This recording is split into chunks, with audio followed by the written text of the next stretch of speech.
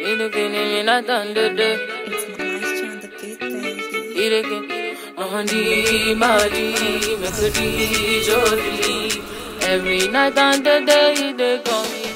on est dans votre entreprise de Fruitcam dans laquelle le gestionnaire, il vous est demandé d'appliquer automatiquement une remise de 2% aux ventes supérieures à 50 000 francs TTC. Donc je viens, je ressors mon facturier, oui, et là, on se rappelle de ce facturier, oui, donc, et là, je viens ici, à la ligne remise, j'y vais avec si, la fonction sous condition qui me permet d'effectuer un test logique et de donner la valeur quand ce test est vérifié ou une autre valeur quand elle n'est pas vérifiée. Donc dans le premier cas, le test logique c'est quoi? C'est que TTC, le total TTC doit être supérieur à 50 000 francs. Donc voilà le test. Si c'est vrai, qu'est-ce que Excel doit m'afficher? Si ce test est vérifié, Excel doit m'afficher ce total G20 toujours multiplié par la remise de 2%, donc fois 2 fois 2%. Ici c'est faux, il n'y a pas de remise, donc 0. Je refais ma parenthèse et je valide. Vous voyez, dans le cas présent, TTC effectivement supérieur à 2% et voilà, j'ai mes 85 370 francs.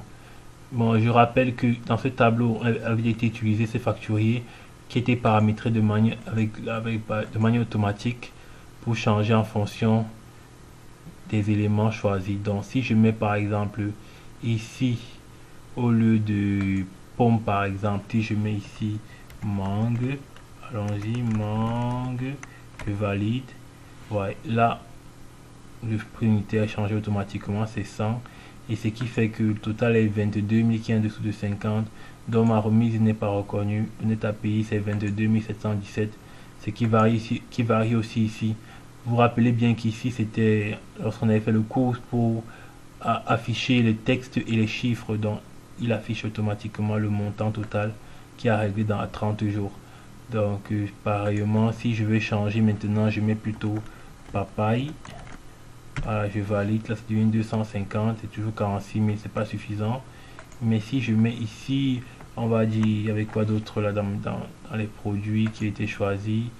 Oui, bon, si je mets ici pomme à ce niveau, et on va voir que là ça passe au dessus et ma remise appliquée, ça réduit de 106 431 à payer. Il va plutôt payer 104 000 parce qu'elle était réduite de 2129. Donc c'est ainsi que vous pouvez désormais vous-même créer des conditions. Je pourrais mettre là à la place de 0, je pourrais mettre une phrase qui va m'afficher pas de remise. Je referme les guillemets, mais le souci c'est comme ça va s'additionner, ça va créer un non-valeur en net à payer. Donc là c'est bon parce que c'est, mais si je mets ici citron, vous verrez que là ça ne m'affiche pas de remise, mais comme ça doit s'additionner, le texte et le chiffre ne donnent pas.